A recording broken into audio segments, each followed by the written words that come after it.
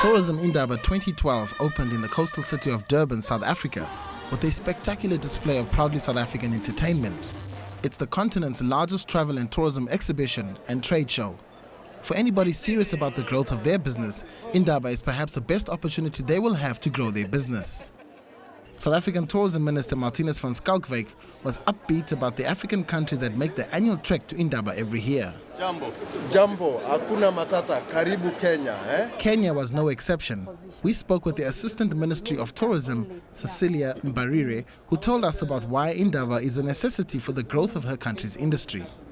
The reason we are here in Indaba is because of that. We realize that many of our tourists come from Africa. Uganda is leading in the tourism arrivals into Kenya, followed by South Africa. South Africa recorded a total of 16% growth from the previous year, and we recorded close to 40,000 South Africans visiting Kenya, of which 44% came on business. Therefore, we are beginning to look in to our continent and seeing how you can benefit from tourism within Africa. And the reason that becomes very critical is because even with travel advisories, Africans know their continent better than anybody else. They are able to determine that that's not a big scare, that's not a big deal, and they'll continue to come. So we want to deal with a section of tourists who are sustainable throughout the year. Tourism in Kenya has done well.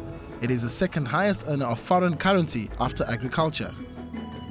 Tourism in Kenya is doing very well, especially within the last 3 years. We've seen a growth of tourism arrivals. We had about 1.3 million tourists arriving into Kenya. That is international arrivals, and cross-border of about 500,000. So in total, we've had 1.7 million tourists arriving into Kenya in the last 1 year. We've witnessed growth from the previous year to this year, and everything seems to be looking up as far as tourism is concerned. With one of the continent's most authentic safari experiences, Kenya remains a firm favorite with African and international visitors. But the ministry wants to diversify its offerings. It's just one of the major tourist attractions that we have in Kenya. You know that apart from Masai Mara and beach tourism, we've diversified our products so that not everybody coming to Kenya comes strictly for safari or beach tourism. We now have sports tourism that is coming up very well.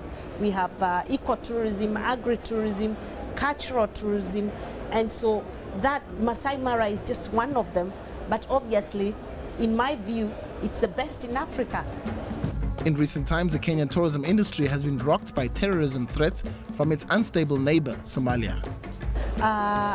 You know that our Kenya Defense Force moved into Somalia so that they could be able to secure our boundaries with Somalia. And it's been a success story because they've been able to push the terrorists away from our boundaries, and also secured a lot of the towns that are bordering Kenya from the Somali side.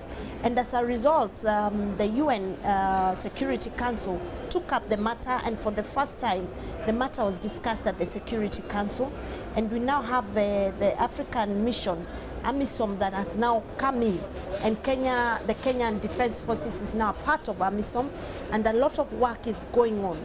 And as a result, it's important for me to let everyone know that Lamu is off the list of a terrorist prone area.